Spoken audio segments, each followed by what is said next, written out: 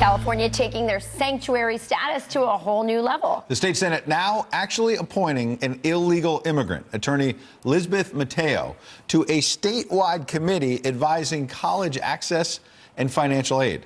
Mateo, 33, was brought to the U.S. from Mexico at the age of 14. And while she's not a salaried employee, California policy entitles her to reimbursement for her expenses. So taxpayers will be paying for an illegal immigrant, even though it is against federal law. Amazing. So how in the world does this happen? John Cox is a GOP candidate for governor of California. He joins us now live, very early out there in California. Good morning, John.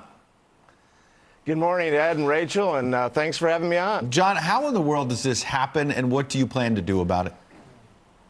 You know, this is another finger in the eye of law-abiding citizens in California, and legal immigrants, for that matter. And, you know, the politicians out here are doing this to distract people from the mess they've made of California.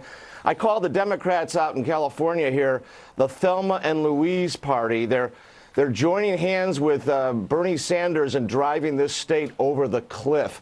They have really mismanaged this state. They have made it the poverty capital of the country. We're now the Venezuela of America. I mean, we've got the highest cost, the most people in poverty, and then they do stunts like this, which are only serving to anger people and make them afraid of what their government's going to do next. I mean, they've given undocumented people driver's licenses. A lot of people think that they're voting. You know, again, it's all part of covering up their mismanagement, distracting people from the lousy roads and the lousy education and the horrible business environment we have out here. Right. So which I'm going to correct, by the way, as governor. Well, that's interesting you bring that. So first of all, they allow driver's license, in-state tuition. You can practice law if you're an illegal immigrant. Yeah. So my question to you is, you're running for governor.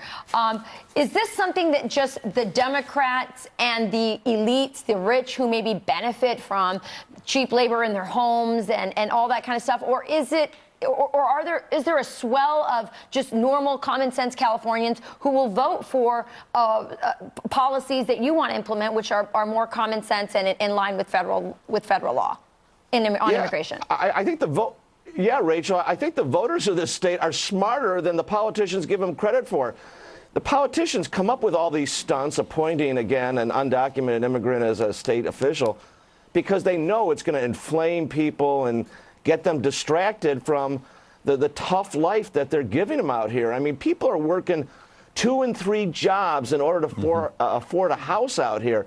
They've raised the gasoline tax. I'm the chairman of the effort to repeal this gas tax because they didn't want to reform the corrupt management of Caltrans. Again, they're doing this to distract people. Yeah. You know, this person isn't going to have that big of an impact on the government, but it's done in order to make it so that we can't pay attention to the real problems they've created. Well, we've got to leave it right there, John. Obviously, you've got a beautiful state, a lot of wonderful people, but a pile of problems that someone's going to have to fix in the days ahead. Thanks for joining us. And most of it's the politicians. That's the problem. Most of it's the politicians' fault. I'm a businessman. All right. You got your 2 cents in. We appreciate it. Coming up.